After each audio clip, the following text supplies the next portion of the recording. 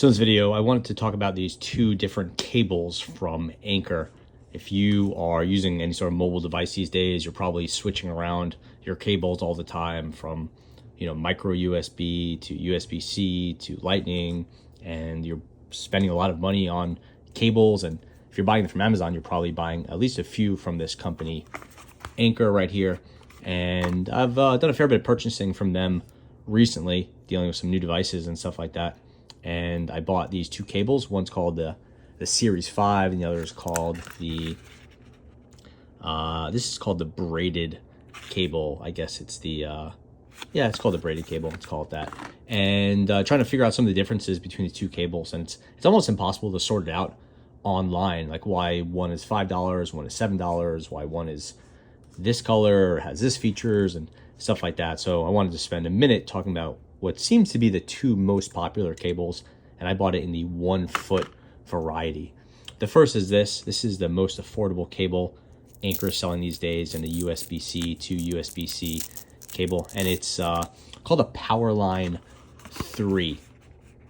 It's Powerline 3 USB-C to USB-C. This is the 1 foot. That's what I needed. They sell them in all different lengths. This one, basic specs are $5.99, and they call it the 2020 model. That's just basically in the Amazon description. It works with iPhone 14, works with iPad 2020, stuff like that. It doesn't really have any bearing on the cable itself. It's a 60-watt compatible cable, so it's not really ideal for like charging a laptop. Those tend to be a little bit higher wattage. And then it's good for 25K bends. That's just describing the lifetime of the cable. That doesn't seem super scientific, but Anker does throw it in there.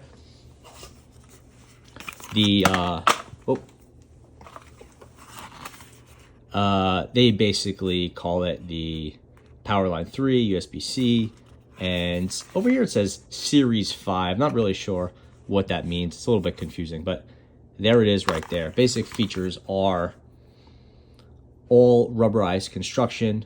Rubber here, obviously it's both USB-C to USB-C, 1 foot, but it's sold in 3 foot, 6 foot, so on and so forth. The other model I bought, which is really close and also super popular, in fact a little bit more popular, is this one. This is the braided cable from Anker. I also bought it in the 1 foot variety.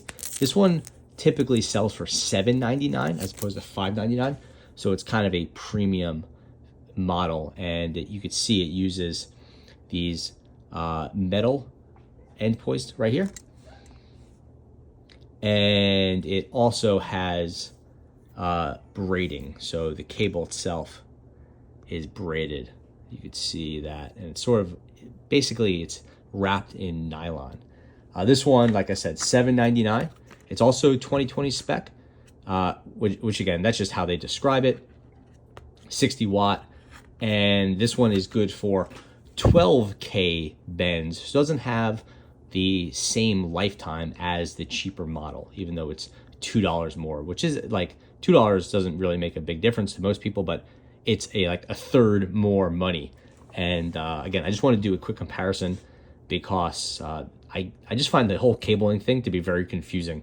And Amazon and then Anker, they don't really do themselves any, they don't really help out, I'll say, with all the cables seem basically indistinguishable from one another. And, some are, certified by Apple, some aren't, some are cheap, some are expensive, and sorting out which ones you should get is a real pain. So I think most people just buy the ones with the most reviews and hope it's fine. And if you're buying it from a known brand, then it typically is. But as far as the cables go, performance of them, as far as I could tell, is identical. Speeds are basically the same from what I could tell, and you're just buying it off the aesthetics. Basically, this one is braided and flexible. This one is rubberized and stiffer. It doesn't make a huge difference there. This one has some metal at the end. This is fully rubberized. So if you're throwing it in a bag or something like that and you're worried about it scratching up your phone or your laptop, I tend to get that cheaper one with the rubberized surface. These ones break down a little bit quicker as per that 12K bends versus 25K bends. But honestly, for like $5 or $6, they all last about the same length of time. This one has a little bit of reinforcement here, so I don't think this will break, but it also means it's stiffer at the end. This one is also stiff, but has a little bit more flex. So between the two, I would say just probably get the cheaper one. I don't really see any real benefit to getting the braided one. It doesn't really, in my opinion, look any nicer. It's just a little shinier and it has more of a chance of getting dirty, but performance-wise, they're basically the same, and I don't really see a reason to spend any more money.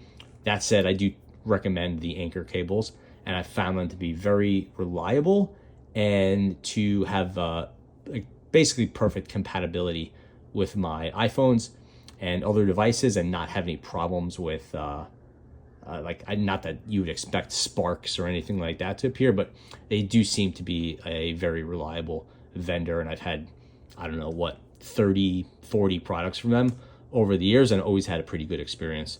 So if you're looking for an affordable USB-C to USB-C cable, I really think this Powerline 3 is a good way to go. I've had maybe 5 or 6 of these over the years, and I've been buying a few recently as I move over to more USB-C and away from kind of Lightning and micro USB. So making a pretty hefty investment, like most people are, in USB-C these days. And the Powerline 3 has been fine. The only thing you're going to want to avoid is using this for applications above 60 watts, and that mainly is going to be charging a laptop with a high power charger. And Anker does have the next level up of USB-C to USB-C cables, and that'll accommodate your 100-watt Anker charger or your 90-watt MacBook Pro charger, stuff like that.